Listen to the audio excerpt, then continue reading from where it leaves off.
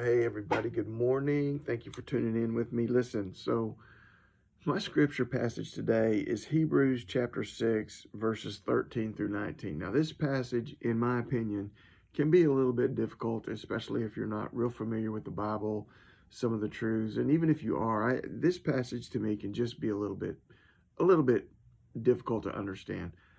I'm not going to read the whole passage, but I am going to pull some phrases out of it to give you the truths of what I'm going to talk about and what this passage is actually talking about today. I want to start with this. I want you to think about a promise. Um, you know, you've made promises before. I've made promises before.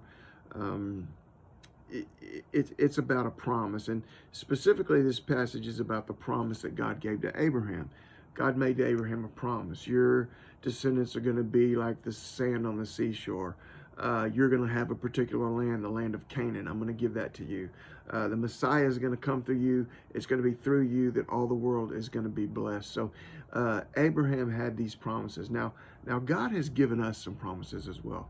Some promises about salvation and about eternity and about being with Him in heaven. Some promises about the Spirit inside of us and the empowering and the victory that we can have over the power of sin. And God has given you, maybe, possibly, some specific promises in your walk with Him and in your seeking of Him and in the things that go on in your life.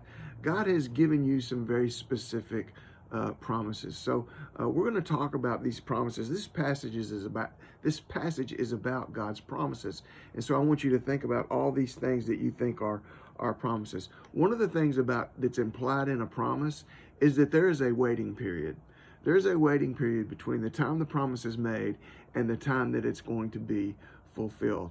In fact, it says of Abraham, it says in verse 15, it says, after he had patiently endured, he obtained the promise. That the promise was made at one point and the promise received came later. And that's the same truth that happens in our lives. It's the same in just regular life. If you make someone a promise, that's going to be something that's going to be fulfilled down the road. So there is this in between time. And that's where faith comes in. That's where faith is critical. It's in this in between time. So here's what I tell my people at church faith is hearing the word of God or hearing a promise from God. And then you believe this promise from God, and then you live as if this promise is already a reality. That's what faith is. It's hearing from God, it's believing God, and then it's living as if what God has said has already become a reality. So in the in-between time, it is critical for us to have faith. It is critical for us to live like the faith is like the promise is already done. Our salvation is already accomplished. Our victory is already accomplished. Your specific purpose that God has given to you, you have to live like it has already been fulfilled and it has already been accomplished. We are heirs to this promise. Now, here's the deal about a promise. A promise is only as good as the one who's making it, right? I have to say, I can open my mouth and say things without thinking, and I've said things before, and I know I've said, "Man, I promise you this, I'm going to do this," and then maybe something happened, and I just wasn't able to. It wasn't that but a promise is only as strong as the person making it, and as human beings, we don't always have the capacity to fulfill our promises. But if someone makes a promise, and we know they have poor character. We know they're not trustworthy. We don't even believe it anyways. But in this passage, it talks about God making this promise and God swearing this oath, and it says that it is impossible for God to lie. So you remember when God gives you the promise, when you think about your promises, when you are having faith and when you are living in that in-between time in faith, that it is impossible for God to lie. God cannot tell a lie. If God makes the promise, it is true and it's secure. It's as good as done. You can put it in the bank. It is just like money in the bank. And this gives us a hope and something to hold on to.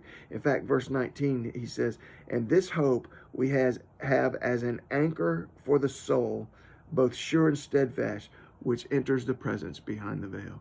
So we have this promise. We have believed this promise. We are living as though this promise is true, and that's our faith. We know that God cannot lie. And now this hope that's produced in us through this is an anchor for our soul. It keeps us sure. It keeps us steadfast. It keeps us steady. It keeps us anchored to the presence of God. It says it's anchored behind the veil at his presence. It keeps us anchored and close to the presence of God through his son, Jesus Christ. I don't know if I did this passage justice or not. I hope you got something out of it.